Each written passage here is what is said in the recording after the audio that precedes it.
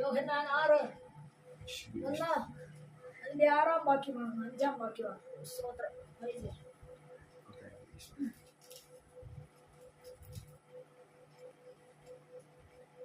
യേശു വലിയൊരു പുരുഷാരം തന്റെ അടുക്കൽ വരുന്നത് കണ്ടിട്ട് ഫിലിപ്പോസിനോട്, ഇവർക്ക് തിന്നുവാൻ നാം എവിടെ നിന്ന് അപ്പം വാങ്ങും? കർത്താവിന് അറിയാമല്ലോ, പുരുഷാരം വന്നത് കർത്താവിന് അറിയാമല്ലോ.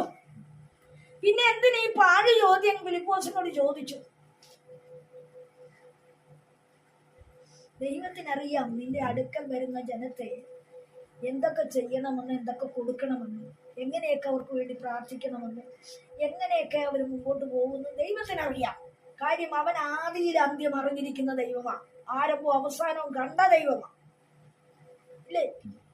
അതെ, സ്തോത്രം. ചിലരെ തഴുകി പിടിച്ച് ചിലരുടെ ആവശ്യങ്ങൾക്ക് വേണ്ടി ഇടിവിൽ നിന്ന് കരഞ്ഞിട്ടുണ്ട്. അത് ചിലർ ബന്ധിക്കപ്പെട്ടു, അല്ല അവര് തന്നെ തിരിഞ്ഞു കൊത്തുന്ന വിഷയമുണ്ട്. യേശുവിന്റെ നാമത്തിൽ അവൻ ഇന്ന് പകലി പറയുക.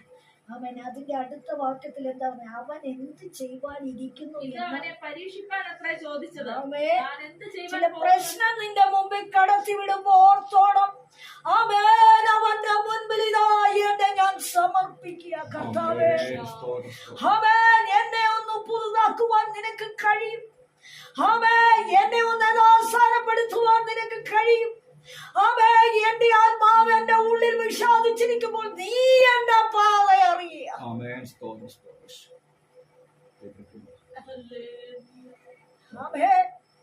വിഷാദം വരുമ്പോൾ മറുവശത്ത് പാത ഒരുക്കിയിരിക്കുക.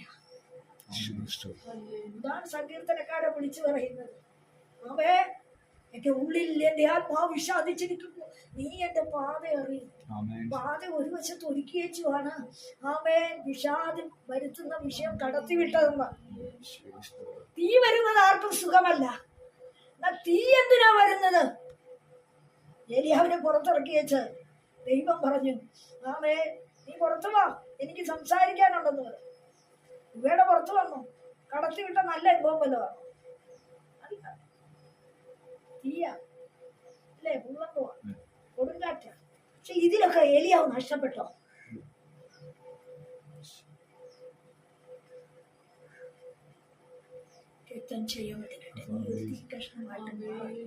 പരിശുദ്ധാത്മാവിനെ കുറിച്ച്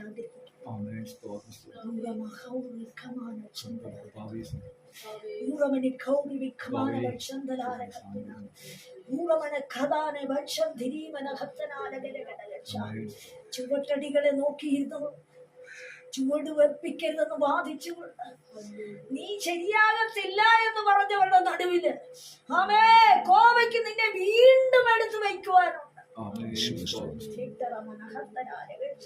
കാണുമ്പോൾ തന്നെ കഥവ് പൊട്ടിയടച്ചവർ നീ വന്ന് പ്രാർത്ഥിക്കണമെന്ന് പറയുന്ന ദിവസങ്ങൾ മുൻപിലുണ്ട്. നീ ആഗ്രഹിച്ച അളവിന് ആമേ ഉൾത്തളത്തിൽ വേദനയോടെ നീ കരം നീട്ടുമ്പോൾ ആമേൻ ഹല്ലേലൂയ. ഇല്ല, ഇവിടെ ഇത്രയും വേണ്ട, ഇത്രയും വേണ്ട, കൊണ്ട് വരണ്ട, മതി എന്ന് വെച്ച് മടങ്ങി പോകുന്നവർ നീയാകുന്ന തീയിൽ വീഴാനിരിക്കുക. യേശുവിന്റെ നാമത്തിൽ, യേശുവിന്റെ നാമത്തിൽ, യേശുവിന്റെ നാമത്തിൽ. എന്നാൽ എന്ത് ചെയ്യണം? അത്ഭുതം എവിടെ? അടയാളം എവിടെ? ഇപ്പോൾ യഹോവ നമ്മെ ഉപേക്ഷിച്ചു എന്ന് പറയുന്ന നിരാശയുടെ വാക്ക് നീ കൃപയുടെ ആണിക്കല്ല് കയറ്റേണ്ട സ്ഥാനത്ത് കയറ്റിവിടരുത്. ശരിവാവിന്റെ മുമ്പിൽ മഹാപർവ്വതം നിൽക്കുക, എന്നാൽ അത് സമഭൂമി ആകുമെന്ന് ദൈവം പറയുമ്പോൾ അതിന് കൺക്ലൂഷൻ കൊടുക്കുന്ന ഒരു വാക്കാ. എന്താണെന്നറിയാമോ? കൃപ. കൃപ നാണിക്കല്ല് കയറ്റും എന്ന് പറഞ്ഞാൽ എന്നാ? ഒരു കല്ല് വെച്ച് പണിയുമ്പോൾ കൃപ ആണി അല്ലേ? അതായത് ദൈവമേ നീ ഇന്നത്, വിഷയം എന്റേത് ഇതാ, എന്നാൽ ദൈവമേ നിന്റെ പ്രവൃത്തി വലുത്, നിന്റെ ശക്തി വലുത്, നിന്റെ നാമം വലുത്. അവേ ആർപ്പിന്റെ ശബ്ദമായി ഉയരേണ്ടത് വിശ്വാസത്തിന്റെ അവേ നിരാശയുടെ വാദമല്ല ഉള്ളിൽ വെളിപ്പെടേണ്ടത്. അവൻ ശക്തിയുള്ള സ്തോത്രം കോവിഡ് ദൈവത്തിന്റെ സന്നിധിയിലെ ആർപ്പ് വെളിപ്പെടണമെങ്കിൽ ഹല്ലേലൂയ ആമേൻ നീ ഉറച്ച വിശ്വാസമുള്ളവനായി ആമേൻ ആയിരിക്കണമെന്ന് പരിശുദ്ധാത്മാവാണ്. അതേ നിങ്ങളുടെ ഹൃദയം ഉറച്ചിരിക്കട്ടെ.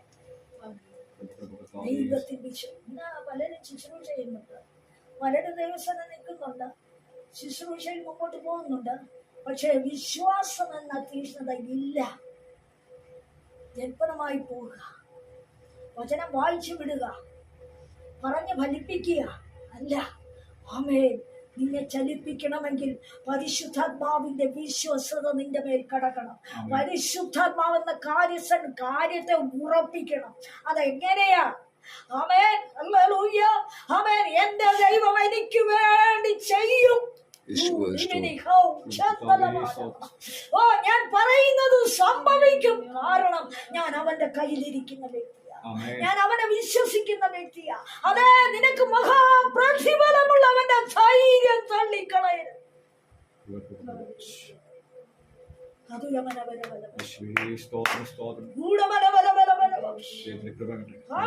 കർത്താവ് പറയുക അവൻ അറിഞ്ഞിരിക്കുന്നു അവൻ എന്താ ചെയ്യാൻ പോകുന്നത്. എങ്കിലും എന്തിനാ നിന്നോട് ആവശ്യപ്പെട്ട നീ അവർക്ക് കൊടുക്കാൻ? ഇവർക്ക് എന്ത് വേണം? എന്തോരപ്പം വേണം? അവൻ എന്ത് ചെയ്യുവാനിരിക്കുന്നു എന്ന് അവൻ അറിഞ്ഞിരുന്നു. നിന്നെ അവൻ അറിഞ്ഞിരിക്കുക, നിന്റെ വിഷയങ്ങളെ അവൻ അറിഞ്ഞിരിക്കുക, നിന്റെ ആദിയും വേദനയെ അവൻ അറിഞ്ഞിരിക്കുക, നിന്റെ ആഴമായ ചുവടുവയ്പ്പുകൾ അവൻ അറിഞ്ഞിരിക്കുക, നിന്റെ അധോഗതി അവൻ അറിഞ്ഞിരിക്കുക, നിന്റെ ശൂന്യത അവൻ അറിഞ്ഞിരിക്കുക, നിന്റെ ഗതികേട് അറിഞ്ഞിരിക്കുക, നിന്നെ വെല്ലുന്ന ശബ്ദത്തെ അവൻ അറിഞ്ഞിരിക്കുക, നിന്നോട് വാദിക്കുന്നവരെ അവൻ അറിഞ്ഞിരിക്കുക, നിനക്കെതിരായി ആര് നിൽക്കുന്നു എന്ന് അവൻ അറിഞ്ഞിരിക്കുക. യേശുവിന്റെ നാമത്തിൽ, യേശുവിന്റെ നാമത്തിൽ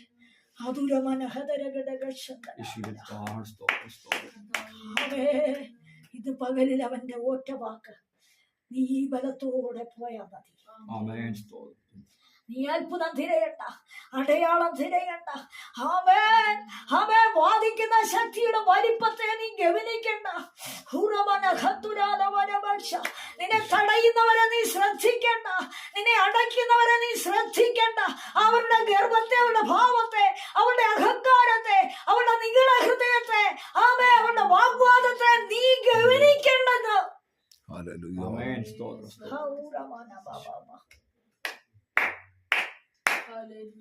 ചെയ്യപ്പെടിക്കട്ടെ യേശുവിന്റെ നാമത്തിൽ. ഇന്ന് പകലിൽ പരിശുദ്ധാത്മാവിൽ ഒരാലോചന കേട്ടുകൊള്ളുക.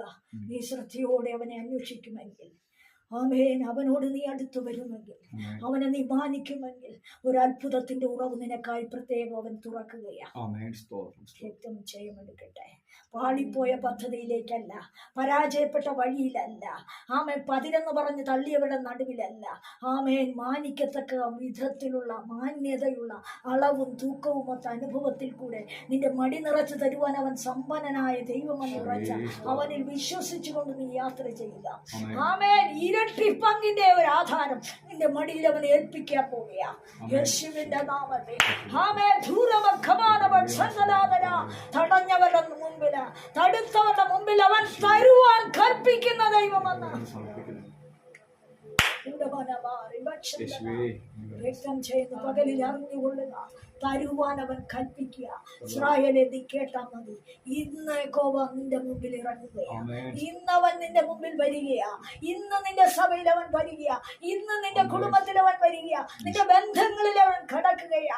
ആമേൻ പാഴെന്ന് പറഞ്ഞവരെ നീ ആമേൻ വിളിച്ചുകൊണ്ട് വരും. അവരുടെ പരുക്ക് നീ മാറ്റും.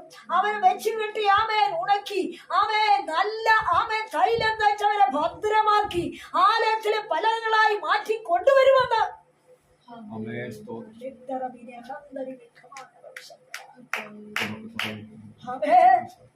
നമ്മുടെ പുറം ചട്ടം നോക്കി, അളവ് തൂക്കം നോക്കി, നോക്കി അളക്കുന്നത് പോലല്ല ദൈവത്തിന്റെ കരം, ദൈവത്തിന്റെ ദൃഷ്ടി.